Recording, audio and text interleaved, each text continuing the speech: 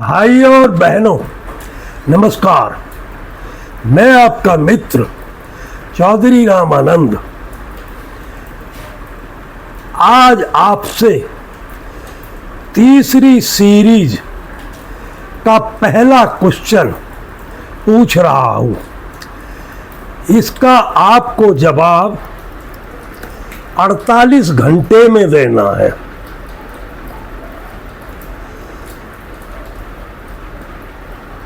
तीसरी सीरीज का पहला क्वेश्चन। सवाल है, एक राजा था।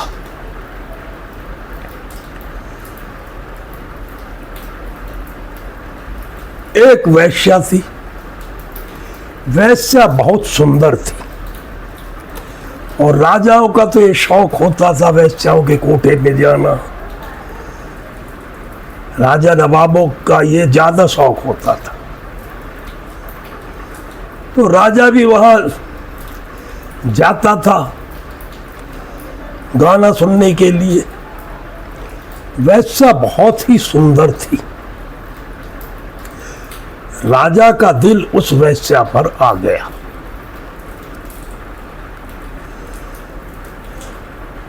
दिल आ गया तो दिल की बात भी बाहर निकालनी पड़ती है, कहना पड़ता है। तो राजा ने वेश्या को कहा। वेश्या ने कहा, सरकार, हमारा काम गाना बजाने का है।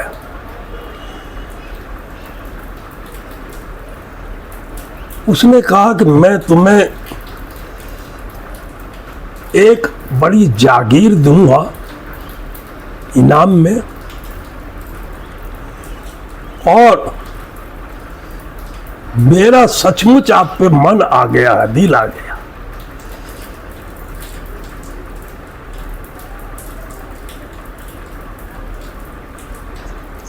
दो चार दिन इसी तरह निकल गए। राजा भी सोचने में थोड़ा सा मग्न हो गया। वेश्या भी विवश हो गई, क्योंकि जागीर बहुत बड़ी चीज होती है। धीरे धीरे वेश्या की समझ में आ गया कि भाई वेश्यावृत्ति में यहाँ क्या मिलेगा मुझे, नाच गाना, बूढ़ी हो जाऊंगी, कोई नहीं सुनेगा गाना।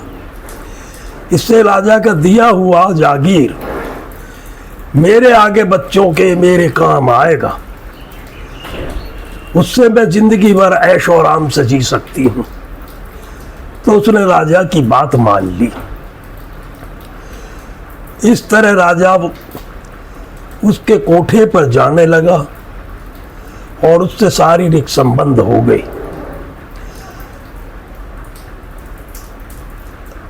आखिर में वो वैश्या गर्भवती हो जाती है। गर्भवती हो जाती है तो एक 9 महीने के बाद वो एक कन्या को जन्म देती है। इधर राजा का आना जाना लगा ही रहता था। लड़की भी धीरे धीरे जवान हो गई। जवान हो गई तो वो लड़की माँ जितनी ही सुंदर थी, बहुत ही खूबसूरत थी, बल्कि माँ से ज्यादा खूबसूरत थी, क्योंकि माँ की तो जवानी ढल गई और लड़की जवान थी एकदम। अब राजा का उस पर भी मन आ गया।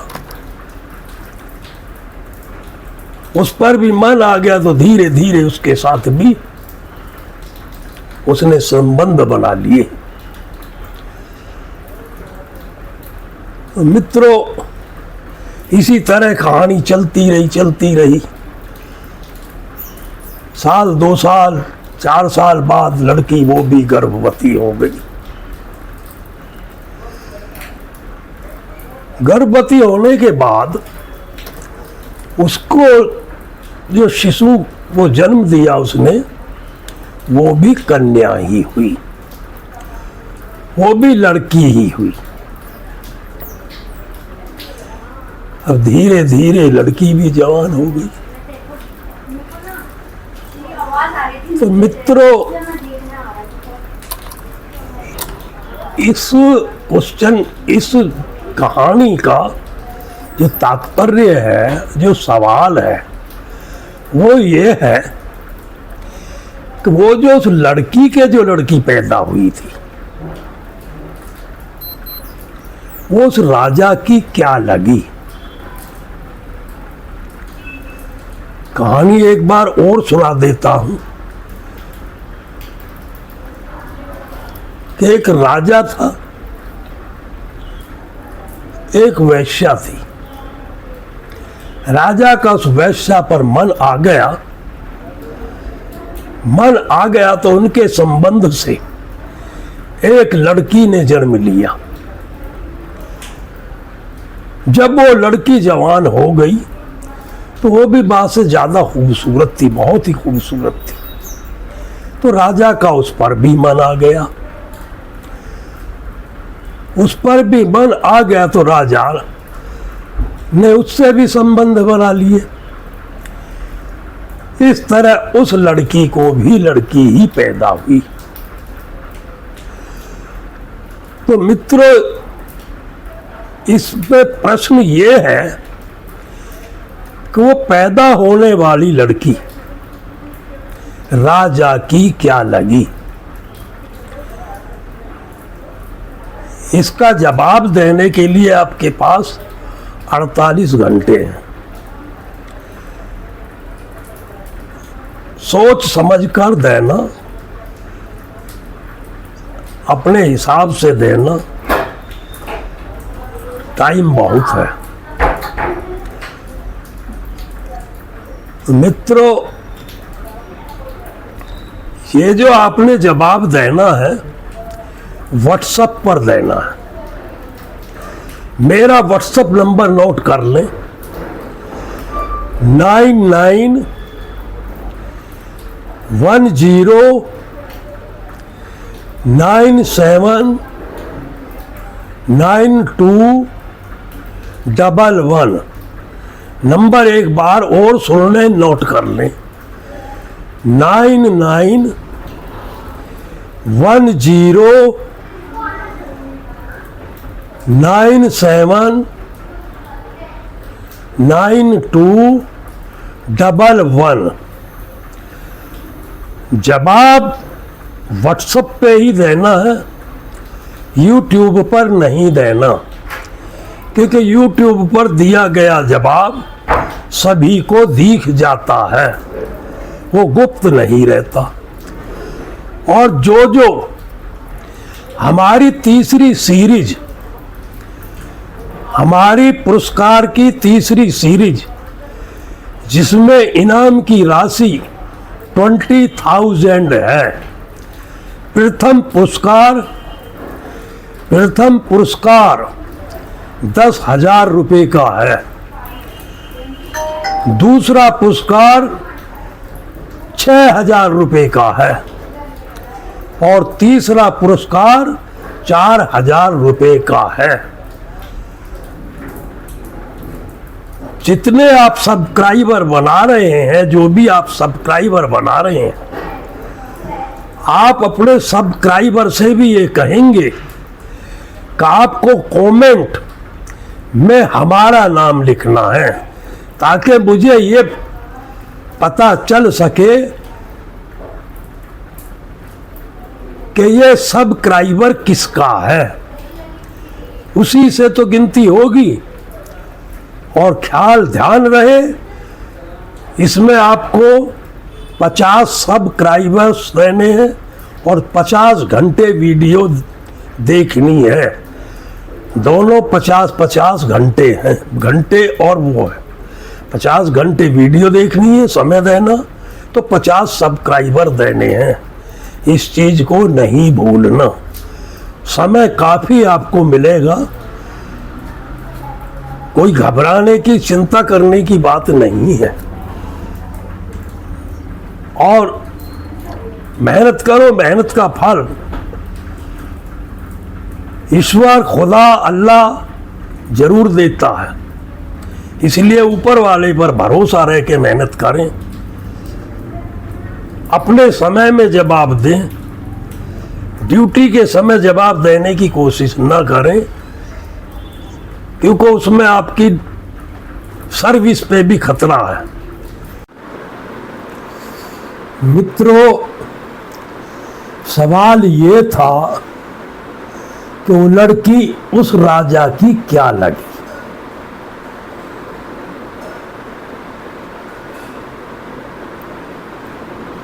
सवाल ये था कि वो लड़की राजा की क्या लगी।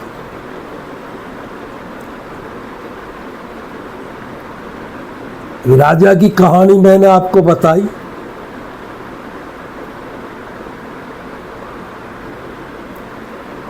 कि राजा कोठे पे जाता था, वहां एक वेश्या बहुत सुंदर थी, उससे राजा का इश्क हो गया।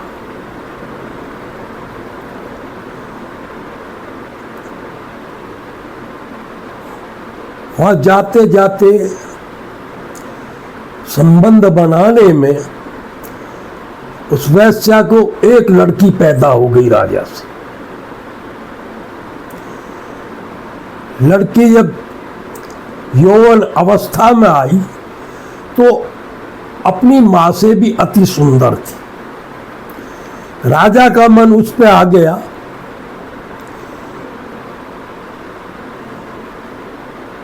तो राजा उसके पास जाने लगा, उससे संबंध बनाए। उससे संबंध बनाने के पश्चात उसके भी एक लड़की हो गई। सवाल ये था कि वो होने जो लड़की हुई वो राजा की क्या लगती थी।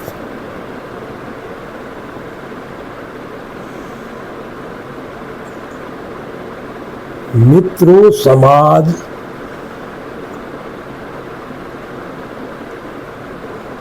एक दृष्टिकोण, एक आईना भी है। हमको समाज क्या सिखाता है, हम समाज को क्या दे रहे हैं, हम क्या समाज को सिखा रहे हैं। हम केवल समाज को दोष नहीं दे सकते, हमें अपने अंदर भी झांकना है कि हम समाज को क्या दे रहे हैं। हमें उपेक्षा ये नहीं करनी चाहिए कि समाज हमें क्या दे रहा है। हमें अपने बारे में भी ये सोचना चाहिए कि हम समाज को क्या दे रहे हैं। यही उस राजा की कहानी भी है। एक संपन्न इंसान होते हुए भी एक धनी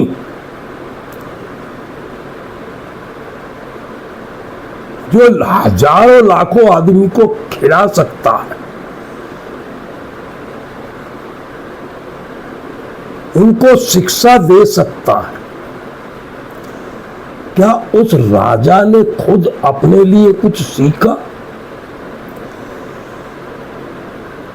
कुछ उसने ये सीखा कि समाज मुझसे क्या सीखेगा, मेरी प्रतिष्ठा क्या है, क्या मैं अपनी प्रतिष्ठा के अनुकूल व्यवहार कर रहा हूं? क्या मुझे समाज में यही शिक्षा देनी चाहिए कि एक राजा जिसके अंडर लाखों लोग आते हैं, जो लाखों लोगों पर हुकूमत करता है, क्या उस राजा का एक यही कर्म रह गया है?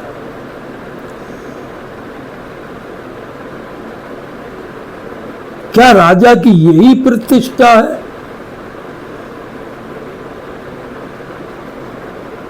क्या एक राजा इतना व्यभिचारी हो सकता है? क्या राजा धर्म की पराकाष्ठा नहीं जानता? क्या राजा धर्म के अनुकूल नहीं चल सकता? क्या राजा का कोई धर्म नहीं होता? सारे धर्म प्रजा के ही होते हैं। तो मित्रों, इस चीज के विषय में बड़ी गहराई से सोचना, ये विषय बड़ी गहराई का है। एक राजा कोठे पे जा सकता है, एक वैश्या के साथ संबंध बना सकता है, उससे बच्चा पैदा कर सकता है।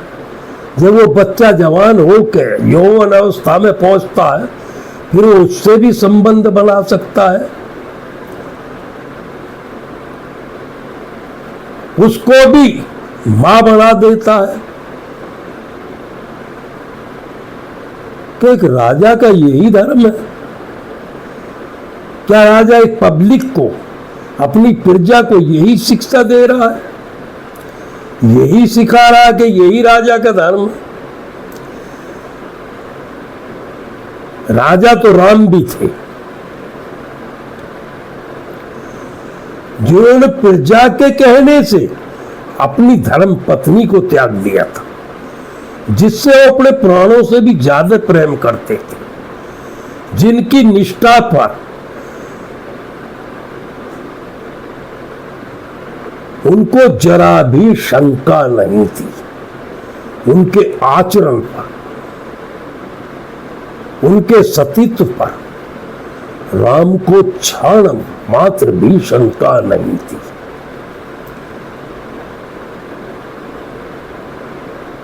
राम तो स्वयं विष्णु के अवतार थे, सीता जी लक्ष्मी की अवतार थी। राम को क्या पता नहीं था कि ये कौन है? राम सब जानते थे, लेकिन फिर भी राम ने मनुष्य का अवतार लेकर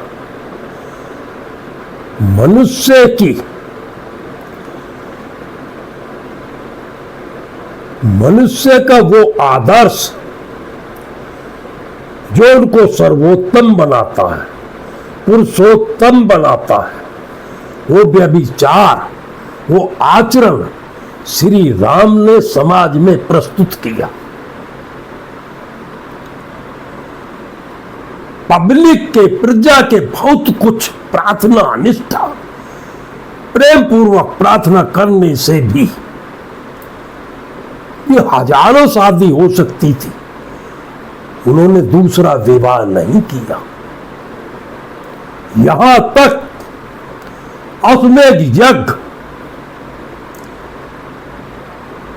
में स्त्री के साथ पूजा करने का विधान है, उसमें भी प्रजा के, ब्राह्मणों के, सबके कहने से राम ने दूसरा विवाह नहीं किया। उसका विकल्प सोने की मूर्ति, सोने की सीता बनाकर हवन में आहुति दी गई, हवन किया गया। वो भी तो राजा थे, चक्रवर्ती राजा थे, उन्होंने दूसरा विवाह नहीं किया। दूसरी स्त्री की तरफ आंख उठाकर नहीं देखी। एक कहानी में आता है, एक कथा में आता है, जिस टाइम रावण का वध हुआ था तो मंदोदरी ये देखना आई कि वो राम कैसे हैं, जिन्होंने विश्व विजेता, तीनों लोकों के विजेता रावण का वध कर दिया। ये देखने के लिए मंदोदरी राम के पास आई, राम के कैंप में आई, ये देखने के लिए को राम कैसे हैं जिन्होंने विश्व विजेता, त्रिलोक विजेता रावण पर विजय प्राप्त की। मंदोदरी रावण की पत्नी राम को देखने के लिए, उस टाइम राम एक शिला पर बैठे थे। जब मंदोदरी उनके निकट आई तो उनकी छाया जैसे ही राम ने देखी, राम उठकर आगे चले गए।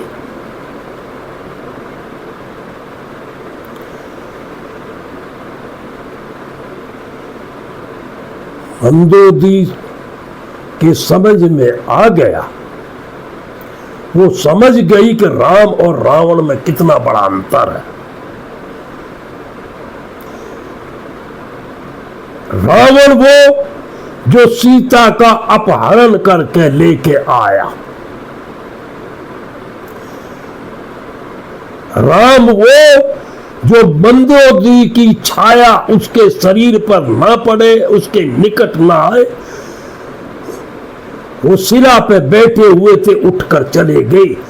जिन्होंने पर स्त्री की छाया को भी अपने निकट नहीं आने दिया। राम और रावण के चरित्र में कितना बड़ा अंतर है, ये मंदोदरी की समझ में आ गया। मित्रों, हर कोई राम नहीं बन सकता। राम का चरित्र बहुत ऊंचा है। राम का हर रिश्ता एक समाज में शिक्षा देने वाला है। राम ने पुत्र होने का,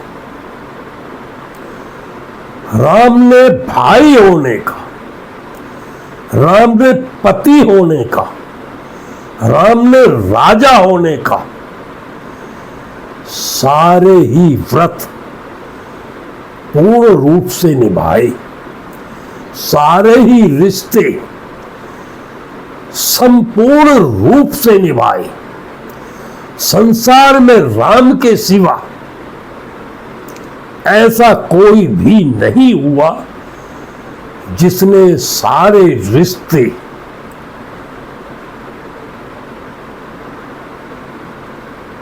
इस तरह से निभाए हो। इसीलिए राम को पुरुषोत्तम कहा जाता है।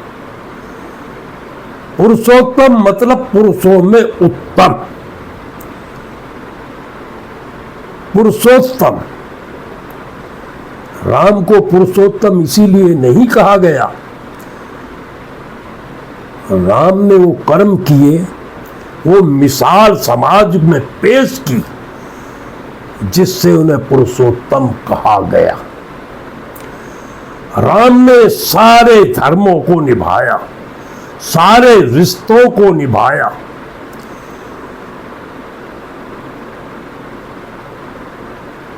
एक राजा के सामने धोबी की क्या वैल्यू होती है? क्या धोबी एक राजा के खिलाफ बोल सकता है? या कभी इतिहास में कहीं ऐसा सुना है कि एक राजा के खिलाफ धोबी बोल दे और उस धोबी के कहने से राजा अपनी स्त्री का त्याग कर दे? ये राम ने किया। वो राम थे जिन्होंने प्रजा को राजा से ऊपर समझा। उन्होंने प्रजा का दोहन नहीं किया,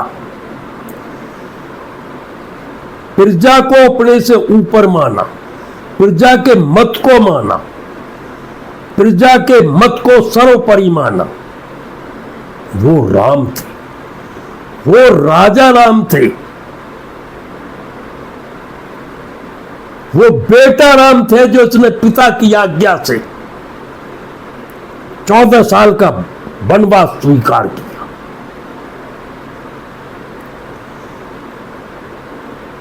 वो पति राम थे जिन्होंने धोबी के कहने से अपनी स्त्री का त्याग तो कर दिया, लेकिन स्त्री से प्रेम कम नहीं किया। जिस तरह सीता वन में पृथ्वी पर सोती थी, राम उसी तरह महल में पृथ्वी पर ही सोते थे। उसी तरह का आहार लेते थे।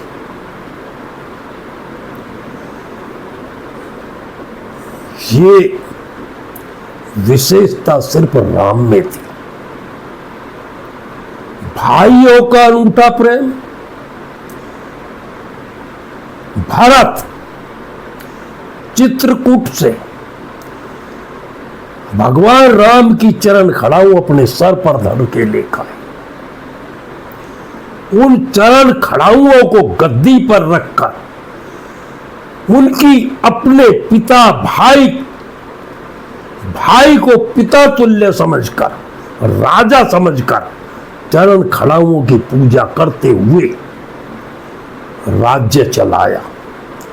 राम तो वनवास गए थे पिता की आज्ञा से, भरत को तो कोई आज्ञा नहीं थी वनवास की तरफ, भरत को तो राज्य दिया था। लेकिन भरत ने राज्य का त्याग कर जिस तरह राम वन में कंदमूल पलका कर पृथ्वी पर सोते थे, भरत ने राज्य में रहकर, राज्य से बाहर निकलकर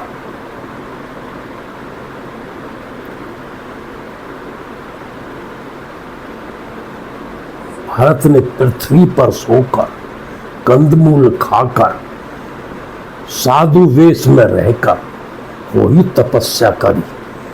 राम से ज्यादा तपस्या भरत ने करी।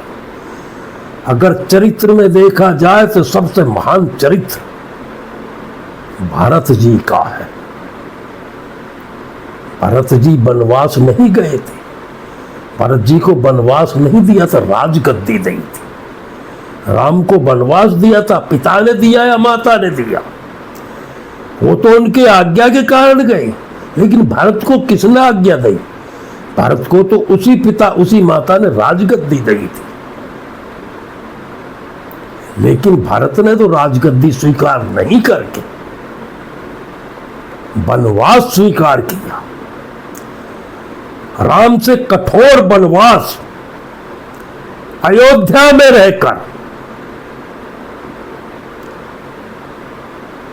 भरत जी ने बर्दाश्त किया, भरत जी ने झेला। स्त्री का त्याग, राम के साथ तो सीता थी, लेकिन भरत के साथ भरत की पत्नी नहीं थी। भरत की पत्नी अयोध्या में थी और भरत नंदीग्राम में थे। भरत जितना त्यागी, भरत जैसे त्यागी, भरत जैसे भ्राता प्रेमी, भरत जैसे राजा प्रेमी, भरत जैसे धर्म पालक तो स्वयं राम भी नहीं थे। राम तो पिता और माता की आज्ञा से वनवास गए थे, भरत को तो पिता और माता की आज्ञा राज करने की थी। उन्होंने क्यों वनवास भोगा? सबसे बड़े धर्म पालक भरत थे। मित्रों, हमें इतिहास से, अपने ग्रंथों से बहुत कुछ सीखने को मिलता है, लेकिन हम सीखने का प्रयास नहीं करते। हम अपना स्वार्थ ढूंढते हैं। हम बात करते हैं अपने स्वार्थ की। जहां हमारे स्वार्थ की पूर्ति होती है हम उधर भागते हैं। स्वार्थ पूर्ति की बात नहीं। हमें रामायण से बहुत कुछ सीखना चाहिए। राम को वनवास हुआ तो लक्ष्मण जी उनकी ढाल बन के उनके साथ गए। भरत ने 14 साल का वनवास अयोध्या रहते हुए नंदीग्राम में बिताया। शत्रुघ्न सिन्हा, शत्रुघ्न सिन्हा नहीं, शत्रुघ्न राम के सबसे छोटे भ्राता, सुमित्रा के पुत्र, लक्ष्मण के छोटे भ्राता। लक्ष्मण और शत्रुघ्न दोनों सुमित्रा के पुत्र थे। एक दिन,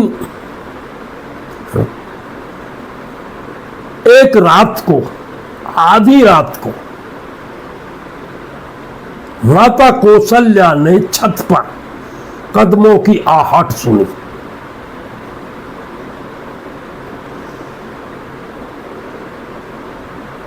कौशल्या जी उठकर छत पर गए। वहां देखा शत्रुघ्न की पत्नी छत पर टहल रही थी, घूम रही थी। माता कौशल्या ने पूछा, पुत्री क्या नींद नहीं आ रही? शत्रुघ्न क्या कर रहा, उसको छोड़ के क्यों आ गई? शत्रुघ्न की पत्नी मां से लिपट कर रोने लगी। बोला, पुत्री क्यों रो रही हो? क्या कष्ट है? क्या राजमहल में कुछ ऐसा है आपको, आप प्रसन्न नहीं हो? क्या शत्रुघ्न ने कुछ बोल दिया है, कुछ कह दिया है? शत्रुघ्न की पत्नी रोते हुए बोली, माता जी मुझे तो 13 वर्ष हो गए उनकी सूरत देखे हुए। मैंने तो 13 वर्ष से उनको देखा ही नहीं, तो अब कहेंगे क्या? जब निकट होंगे, मेरे पास होंगे, तभी तो कुछ कहेंगे ना। मैंने 13 वर्ष से उनकी शक्ल नहीं देखी, उनकी सूरत ही नहीं देखी माता।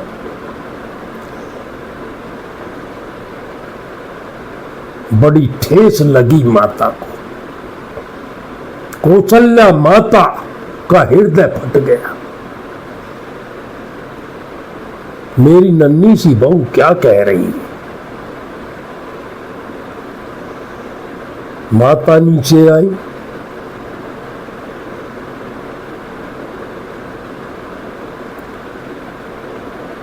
नीचे आके पालकी वालों को आदेश दिया कि भाई ढूंढो शत्रुघ्न कहां है। पता करते करते पता चला कि वो तो नंदीग्राम गए, यहां आते ही नहीं है, वहीं रहते हैं। माता कौशल्या वहां जाती हैं रात के समय में, नंदीग्राम में, जहां भरत जी निवास करते थे, जहां भरत जी राम की चरण पादुका सिंहासन पर रखकर पूजा करते थे, राजकाज चलाते थे, साधु वेश में रहते थे, वनवासी वेश में रहते थे। वही कुटी के बाहर नंदीग्राम एक पत्थर की शिला पर शत्रुघ्न माता कौशल्या को लेटे हुए मिले।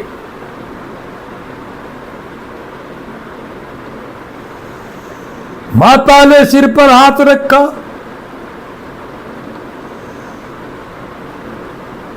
शत्रुघ्न एकदम से घबरा के उठे, देखा कौन है, देखा माता, नमस्कार किया। कौशल्या बोली, पुत्र तुम यहां क्यों हो? राजमहल त्याग कर तुम यहां क्यों हो? आपकी पत्नी आपके बिना वहां परेशान है, विचलित है, सोती नहीं है, आप तो सो रहे हो। शत्रुघ्न सिन्हा की आंखों से पानी की आंसुओं की झरझर धार बहने लगी। रो रो कर बुरा हाल हो गया। रोते हुए विलाप करते हुए शत्रुघ्न कहते हैं, माता क्या राजभवन मेरे लिए ही है? बड़े भाई राम वनवास चले गए, उनके छोटे भाई लक्ष्मण जी उनकी सेवा में उनके साथ चले गए। भाई भरत नंदीग्राम में साधु वेश में उनकी चरण पादुकाओं की सेवा कर रहे हैं। क्या राजमहल सिर्फ मेरे लिए बना है?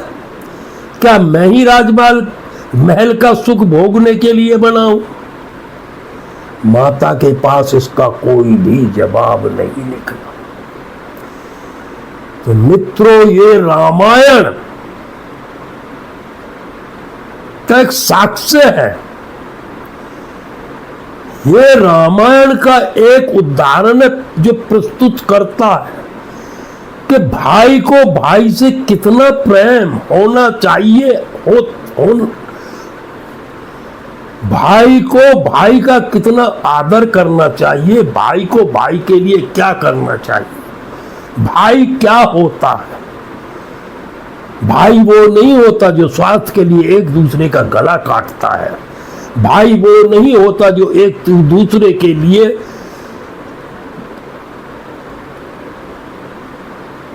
सिर्फ स्वार्थ से भरी बात करता है।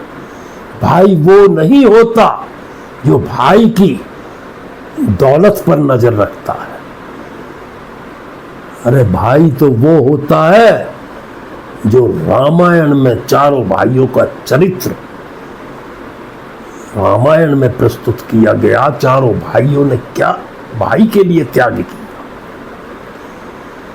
भाई का रिश्ता कितना महान होता, ये रामायण सिखाती है।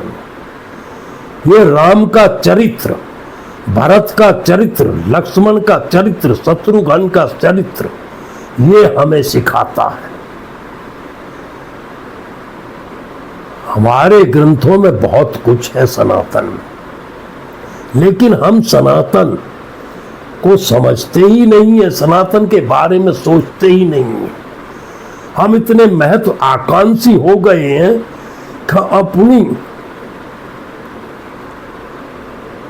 संस्कृति को ही भूल गए हैं, अपने संस्कारों को त्याग दिया है। हम तो पाश्चात्य संस्कृति के दीवाने हो गए, अपने वेद पुराणों को भूल गए हैं, अपने शास्त्रों की हमें ज्ञान ही नहीं है।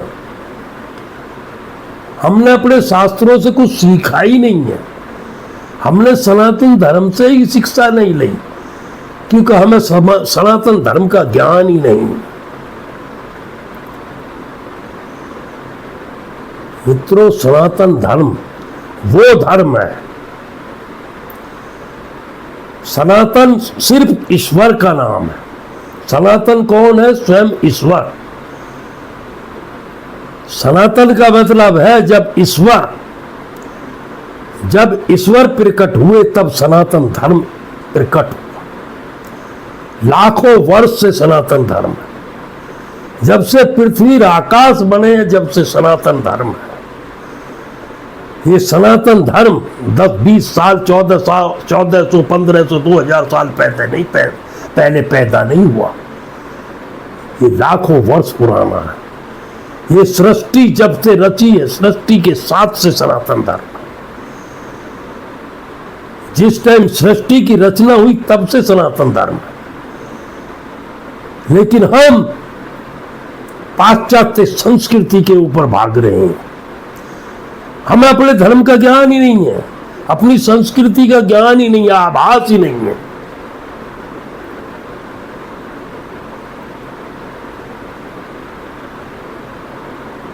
हमने अपने पूर्वजों से कोई शिक्षा ही नहीं ली। हम तो शिक्षा आज की नई पीढ़ी शिक्षा विहीन हो गई है। आज की नई पीढ़ी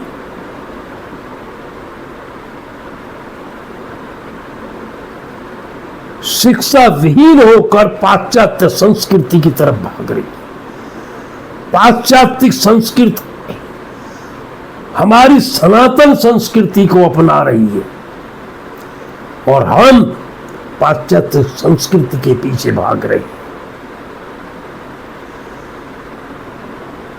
दुनिया में कोई ऐसा धर्म नहीं है जो अपने धर्म को भूल गया हो, लेकिन आज सनातन धर्मी हिंदू ऐसा जीव है जो अपने धर्म, अपने संस्कृति को भूल चुका है। इतना मॉडर्न हो चुका है कि उसने समाज में इतना भ्रष्टाचार कर दिया है। रोज नए नए अध्याय जुड़ रहे हैं, प्रतिदिन बलात्कारों के समाचार आ रहे हैं,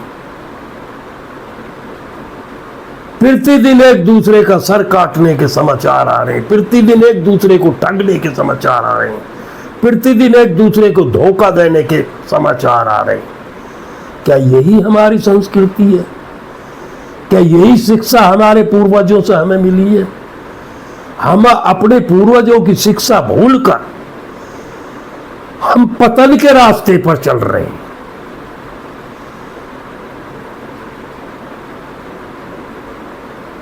क्या ईश्वर ने हमें इसीलिए भेजा था कि हम समाज का पतन, अपना पतन करें? क्या हमारा जन्म सिर्फ इसीलिए हुआ था कि हम इंसानियत का पतन करें, अपने समाज का पतन करें, अपने धर्म का पतन करें? क्या इसीलिए हमें जन्म मिला था? क्या यही हमारा आदर्श है? नहीं, हमारा आदर्श बहुत ऊंचा था, लेकिन हम उसे भूल चुके हैं। बहुत ऊंचा आदर्श है हमारा, हमारी तो नजर वहां तक पहुंचती ही नहीं है। हम तो दूसरों की नकल कर रहे हैं, दूसरों के रास्ते पे चल रहे हैं। हमने तो अपना पथ ही त्याग दिया, अपना पथ त्याग कर दूसरे के पथ पे जा रहे हैं। हमारे गुरुकुल होते थे जहां सबसे पहले धर्म की शिक्षा, शास्त्रों की शिक्षा, शस्त्रों की शिक्षा मिलती थी। आज क्या है? आज तो विधर्मी स्कूल है जहां धर्म विहीन शिक्षा मिलती है, जहां धर्म का नाम ही नहीं आता।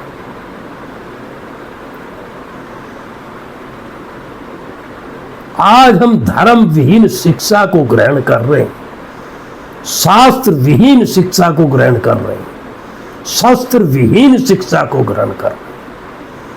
आज हमारी शिक्षा में न शास्त्र है, न शस्त्र है, न ज्ञान है। पाश्चात्य संस्कृति के पीछे इतने हम दीवाने हो गए कि हम खुद को ही भूल गए, अपनी संस्कृति को ही भूल गए। एक संसार में कहीं भी, किसी भी धर्म में ये चीज नहीं है। हर धर्म में पहली शिक्षा अपने धर्म की है, चाहे तो क्रिश्चियन धर्म में देख लो, चाहे इस्लाम धर्म में देख लो,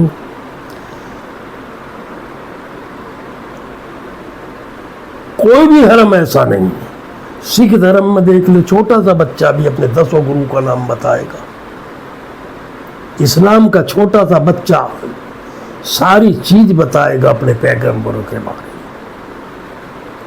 में। यहूदी से जाके पूछ ले, कोई धर्म दुनिया में ऐसा नहीं है जो अपने धर्म को भूल गया, सिर्फ एक सनातनी के अलावा। हिंदू ऐसी कौम, हिंदू ऐसा जानवर है, इंसान नहीं कह सकता मैं इसको कि इंसान के इसके कर्म नहीं है। ये अब जानवर से भी ज्यादा नीचा गिर गया। जानवर तो अपना धर्म नहीं छोड़ रहा। घास खाने वाला जानवर घास खाता है, मांस खाने वाला जानवर मांस खाता है, लेकिन ये हिंदू तो कुछ भी नहीं खाता। ये तो सब कुछ खा जाता है, ये मांस भी खा जाता है, ये सब कुछ खा जाता है। ऐसे ऐसे हिंदू है जो गऊ का मांस भी खा जाते हैं। हिंदुओं का तो अब धर्म ही नहीं है। हिंदुओं से अधर्मी अब कोई रहा ही नहीं है। सनातन को त्याग के पता नहीं किस पथ पर जा रहे हैं, कहां जा रहे हैं, क्या शिक्षा ले रहे हैं, कितना गिरेंगे। इससे नीचे गिरने की तो अब जगह भी नहीं बची है। जितने गिर गए हैं उससे नीचे कोई जगह ही नहीं बची कि जो और भी नीचे गिरे।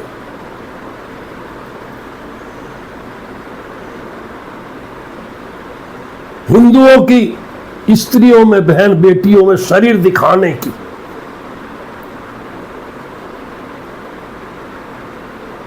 प्रतियोगिता चल रही है, कौन आगे निकलेगा।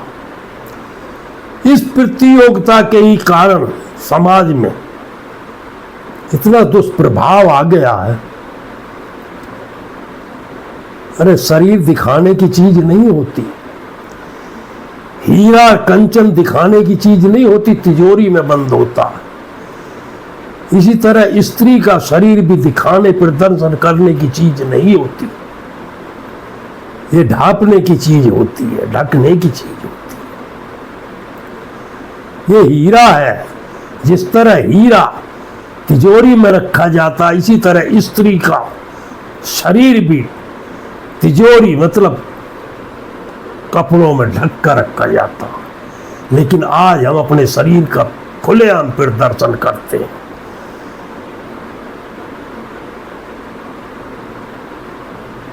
लोगों को शिक्षा देते हैं कि तुम्हारी नजर गलत है, क्यों देखते हो। अरे भाई, ऐसा तो कोई अंधा नहीं है ना कि कोई चीज सोना सामने पड़ा हो और उसे देखे नहीं, आंख बंद कर लेगा कोई।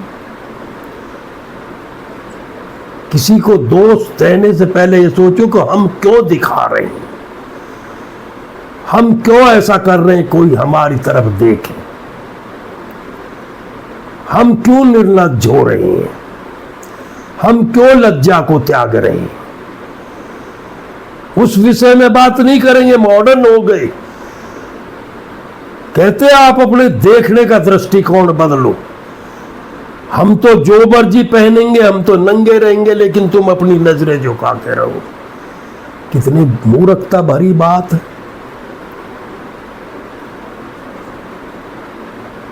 सोचने की बात है मित्रों। ऐसा कैसे हो सकता है कि कोई भी आदमी कोई चीज सामने है उसको कैसे अनदेखा करेगा। अगर सामने हीरा पड़ा है तो हीरा दिखेगा ना भाई, सामने पेड़ खड़ा तो पेड़ दिखेगा।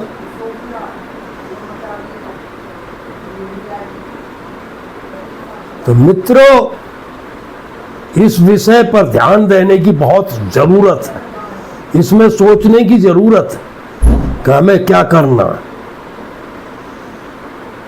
हमें अपने बच्चों को क्या शिक्षा देनी है, हमारे बच्चे क्या सीख लेंगे हमसे, हम उनको क्या शिक्षा दे रहे हैं।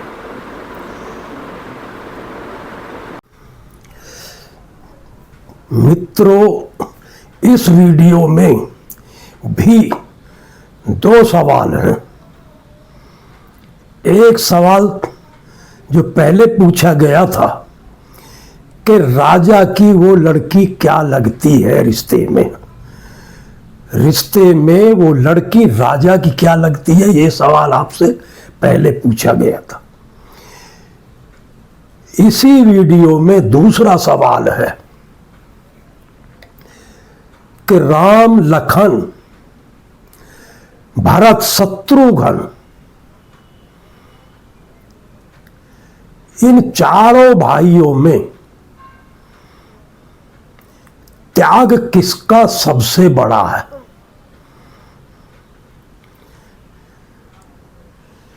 इसी तरह महिलाओं में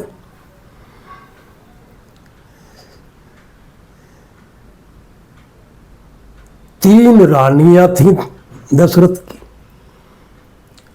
और 4 पुत्र वधू।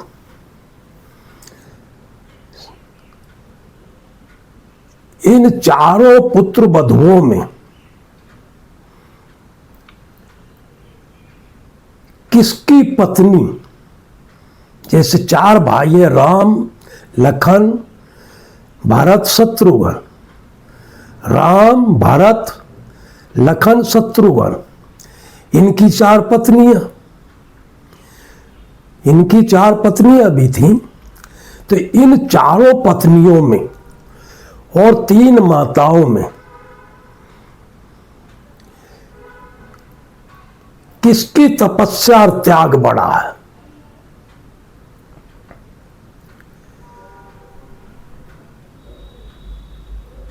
तो ये दूसरा सवाल है।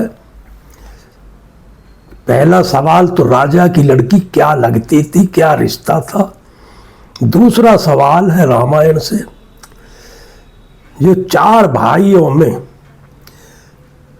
राम, भरत, लक्ष्मण, शत्रुघ्न, इनमें सबसे बड़ा त्याग किसका था?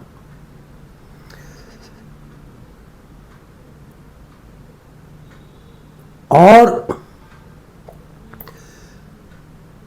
माता कौशल्या, माता कैकेयी, माता सुमित्रा और इन चारों भाइयों की 4 पत्नियां, राम की पत्नी, भरत की पत्नी, लक्ष्मण की पत्नी और शत्रुघ्न की पत्नी, इनमें किसकी तपस्या अधिक है? किसने तपस्या अधिक की? या इनमें से किसका त्याग, किसका बलिदान बड़ा है? इसी सवाल में आपको इसी वीडियो के दोनों सवालों को आपको 24 घंटे के अंदर देना है।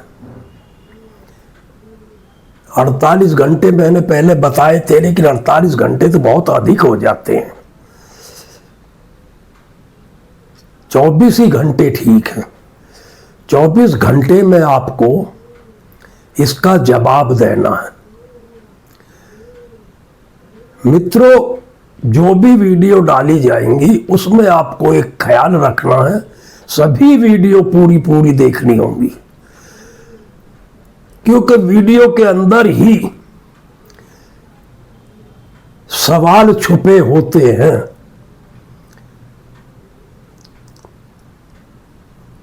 आगे भी कई वीडियो ऐसी आएंगी जिन वीडियो के अंदर से ही आपसे सवाल पूछे जाएंगे। इसलिए ये गलती ना करें कि वीडियो को आगे पीछे से देखकर। पहले भी आप गलती कर चुके हैं कि वीडियो को आगे पीछे देखकर, पूरा ना देखकर या नहीं देखकर। इसलिए आपसे फिर मैं एक बार बोल रहा हूं कि वीडियो के अंदर ही सवाल छुपे हो सकते हैं। इसलिए पूरी वीडियो आपको देखना जरूरी है। पूरी वीडियो देखोगे तभी आप जवाब दे पाओगे। धन्यवाद।